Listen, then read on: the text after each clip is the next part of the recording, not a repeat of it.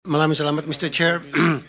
Ako po ay magbibigay ng senaryo kung paano po mahilentulad sa karneng baka sa palengke ang ilang bilyones na napupunta sa flood control. At kung paano po ito kinakatay, china-chop-chop at niluluto.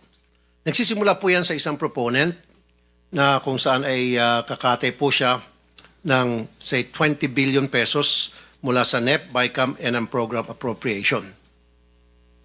Now, itong proponent na ito ay dadalhin niya ang 20 billion na nakatay niya doon sa mga nabanggit ko, NEP, BICAM, ang program sa Region 4B. Na kung saan ang regional director doon ay isang nagngangalan Mr. Gerald Pakanan, excuse me. Now, yung 10 billion, si proponent na ang gagawa ng project dahil meron naman siyang kumpanya na nagkukontrata. So, ibig sabihin siya po isang contractor. So, hindi na po natin malaman kung magkano eksakto ang kanyang kikitain doon sa 10 billion. Pero, ang estimate po, abot ng 60%, kita niya, 40% na lang mapupunta sa project. Ano mangyayari po doon sa 10 billion na titira? Siyempre, kukunin po yun ni Mr. Pakanan. At yung 5 billion, si Mr. Pakanan na po ang gagawa ng project dahil meron din po siyang sariling kumpanya na nangungontrata. And of course, doon sa 5 billion niya, magbibigay siya ng 28% SOP sa proponent. Now, anong mangyari doon sa 5 billion na natitira na? Yun po ay bibigay ni Mr. Pakanan sa kanyang mga kaibigang kontraktor. And of course, again, si proponent kikita po ng 28%. Si Mr. Pakanan kikita ng 18%. Yung mga contractor, of course, kikita din yun, 30%. Alisin po natin dyan yung 7% para sa tax sa BIR o VAT. At meron pa pong 3.5% para sa tinatawag na EAO, Engineering and Administrative Overhead. Kasama po dyan bids awards sa committee at kung ano na pa. So 3.5%. I-add nyo po yan total, 86.5%. Magkano lang po napupunta sa project? 13.5%. Ganun po yung kalokohang nangyayari dyan sa Region 4B. Now, kunti na lang Mr. Chairman. 40% ang ibinabayad agad sa mga contractor at kay proponent kahit hindi pa po tapos ang project o kahit hindi pa gawa ang project at gagawa po sila ng mga fake accomplishment report, dinodoktor. Yan po yung example lamang kung paano po binabalasubas ang pera para sa flood control na dapat po ay imbestigahan ng committee ito sa susunod po ng mga hearing. By the way, isang Ryan Altea ang nagpakilala dito kay Mr. Gerald Pakanan doon sa isang proponent. So, ibig sabihin ito, si Mr. Altea ay well-connected na ngayon po ay na-promote pa. Ang daming kalokong ginagawa, na-promote at siya po ngayon ay isang direktor sa main office. Maraming salamat, Mr. Chair. Isiniwalat ni Senador Raffy Tulfo na pagmamayari umano ni Department of Public Works and Highways, DPWH, Mimaropa Director Gerard Pakanan ng isang kumpanyang sangkot sa pagkontrol ng mga flood control project sa kanyang nasasakupan.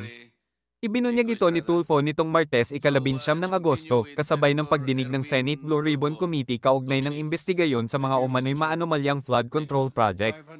Ani Tulfo, kinakatay at niluluto na tila karneng baka ang pondo para sa mga naturang proyekto.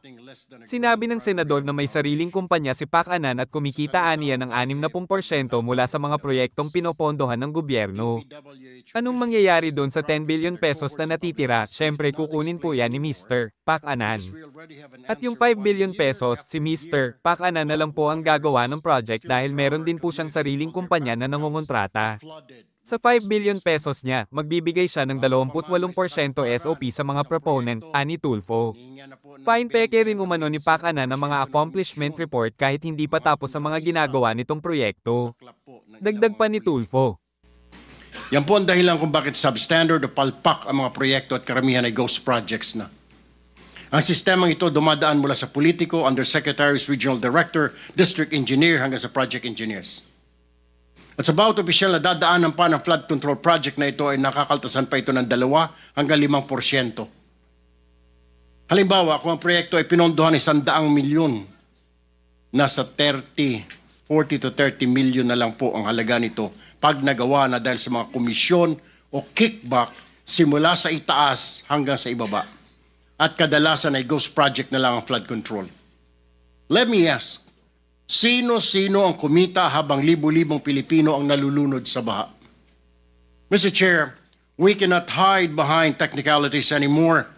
Names must be named, heads must roll. The Filipino people are tired of endless excuses and lies while corruption continues to thrive.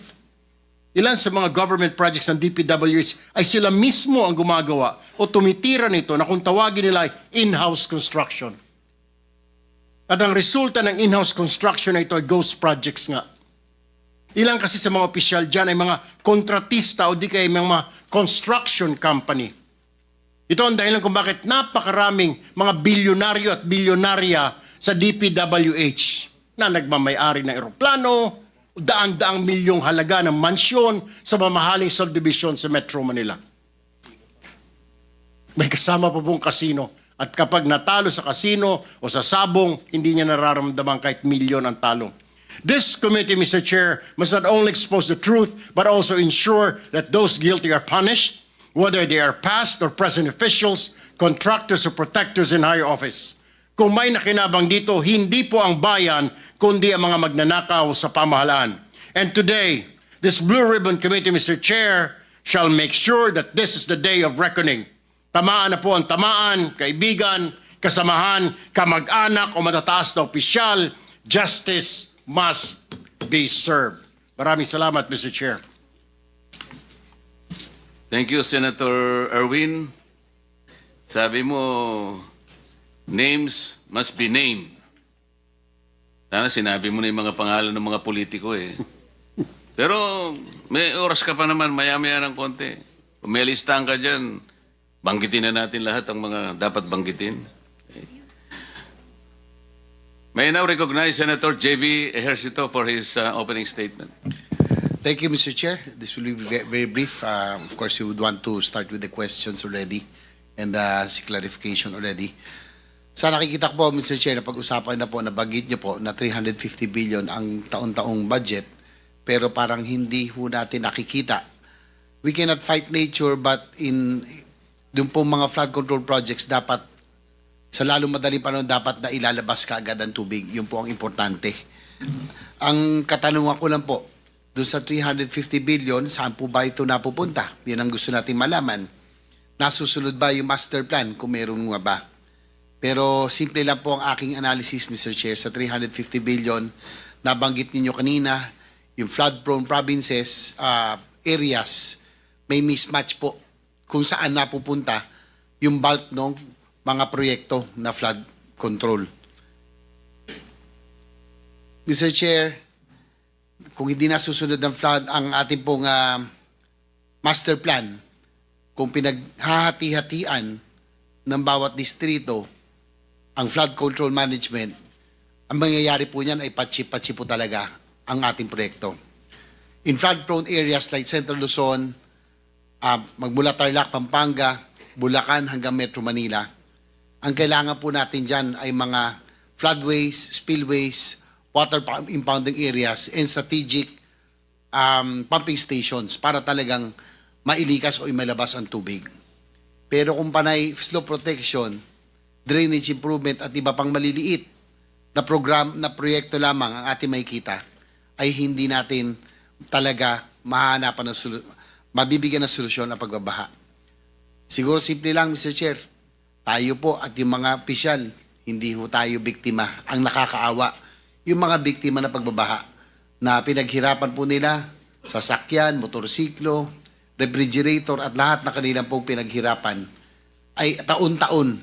Kung hindi ako nagkakamali, pangatlong taon na tayo nung mula akong nakabalik. 3 taon na itong inaano ng ating majority leader. Siya po yung nagagalit na rito dahil siya po yung taga-Bulacan. Pare-pareho ang issue, pare-pareho ang sagot. Yun lang po, Mr. Chair. Pag po pinaghati-hatian, patsipo-tsipo talaga. Yung tubig po, hahanap ng lulusutan at lulusutan. Yung hindi po buo ay talagang magbabaha pa rin. Maraming salamat, Mr. Chair. Thank you, Senator JV. I forgot the tradition. I'm sorry, I am a neophyte senator. I am guided by the tradition that the ex officio officers should first be given priority in their opening statement. So I call on the majority leader, Joel Villanueva. Thank you to our principal and